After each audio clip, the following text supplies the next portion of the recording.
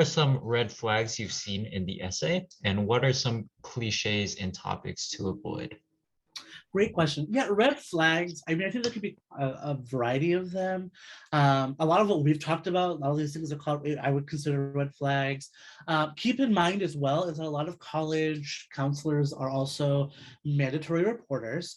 So if we read something in your essay that makes us question your safety or question your like your life or your care, we are required to report it to your state's Child Protective Service Agency and have a wellness check happen. So I just want to make sure you think about that as well. There are things to avoid. Again, there's some cliche topics that we get a lot, like divorce. I read a lot of Dungeons and Dragons essays. Not that there's anything wrong with those things. You can still write about them. These are very cliche topics that we get a lot of. Something I always tell students is if you are not comfortable going up to a random stranger and telling them this story, it should not be in your college essay. Because again, I am a random stranger. Y'all don't know me. So I get a lot of personal stories. I get a lot of breakup stories that are pretty in-depth and pretty personal. The most common misconception is that you have to talk about something really dramatic or something that was like really impactful to your life to write a strong college essay. And that is nowhere near the truth. You can write lighthearted essays or essays about non-traumatic experiences and still have a perfectly strong college essay. So I just want you to think about that as well, is you don't have to share these incredibly personal stories about your life in order to have a good essay. Great, thank you so much. Is it true that the first sentence should be your selling point? I think there's a lot of schools of thought on whether that first sentence should be your selling point. I think most people will agree, this is a common misconception. You don't have to write this insanely creative hook right off the first sentence. That's hard to do. I don't know how to do that. And I read essays for a living. I think that so what moment is what you should really spend some time focusing on.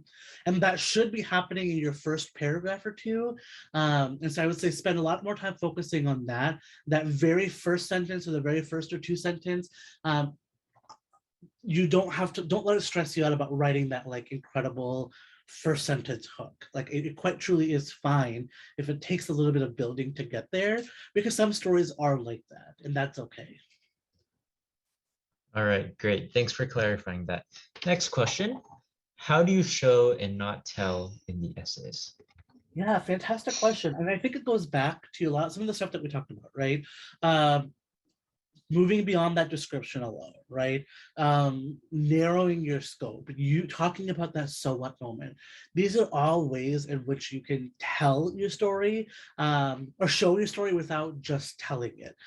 You don't have to use these insanely descriptive words, but talking just from your heart and talking from a perspective of genuineness really allows us to get an idea of what it is that you're trying to share with us. Make sure that you highlight specific values or specific points that you're trying to communicate through your essay, because that is how you will effectively show and not tell in the essay. Great. And you talked about the personal statement being personal. Of course, it's called the personal statement for a reason, but how personal is too personal? Yeah. Again, if it is something that you wouldn't want to tell a stranger, then probably shouldn't go into your college essay. If it is something that is graphic or something you doing illegal, keep those out of the essay. I had someone write an essay last year about a time where they tried cocaine and their experience about it. And let me tell you, that is not appropriate for the college essay. Do what you want with your own time in your life, but the college essay is probably not the best place to put that information. So I trust you all to use some common sense and think to yourself. If you have to ask yourself whether this is too personal, it's probably too personal.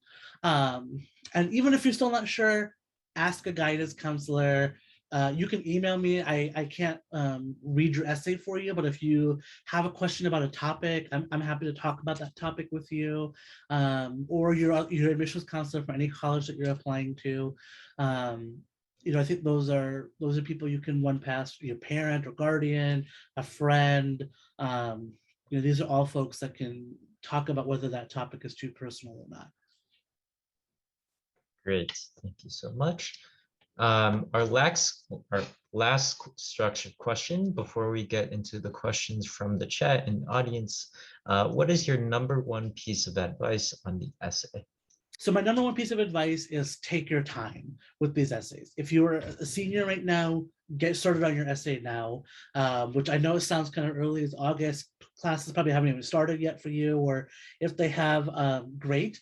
You probably have an English teacher or a language arts teacher that you can also run it past. But start now and spend a lot of time on this essay. This is, again, like we talked about in the beginning, in my eye, there's something in it. This is the number one thing that you have the most control of and your most time on. One person specifically was asking, the student is rising sophomore or freshman, underclassman, right? So how can she prepare to write the essay when it comes to time? Yeah, that's a great question. Honestly, I think you're a little bit early on the game right now for the essay. I would say spend this time trying to find the right college, because your writing is going to change so it will potentially change drastically between, as you are now as an underclassman and then as an upperclassman. And so rather than focusing on trying to come up with a college essay right now as an underclassman, spend that energy focusing on what kind of college are you looking for? What are you looking for out of a school? And focus on some of that stuff right now. And then wait to talk about some of the specifics of your essay that summer before your senior year of high school. That's the time you really want to focus on that essay. But until then, I would say focus on figuring out yourself, figuring out what is it that you want from a college. And if you don't know what you want from a college, that's a great place to start, right? Do you want a larger school? Do you want a smaller school? Do you want a liberal arts? Do you want a university? Do you want a research school? What is it that you're looking for? How formal should the essay be written? Yeah, that's a good question. Again, I think that comes to like a judgment thing, right? Formal in the sense that like you are writing to a college, you're writing to a complete stranger. So things like grammar, punctuation, appropriate language, all that stuff that I trust all of you in this room to be able to do effectively, are things that you want to do. It doesn't have to be so formal that you're writing like dear sir or madam or whatever, right? Like we still want to be able to understand who you are as a person. We still want to be able to get your personality out of this essay. And that can look different. If you're a poetic writer, great, that might be a different type of writing style. If you're a humorous writer, some of that formality might not actually be there, and that's okay too, as long as it still remains appropriate. And so I would say it does not have to be like too incredibly formal, but I also would say keep in mind you're not talking to like your best friend, you're not texting somebody.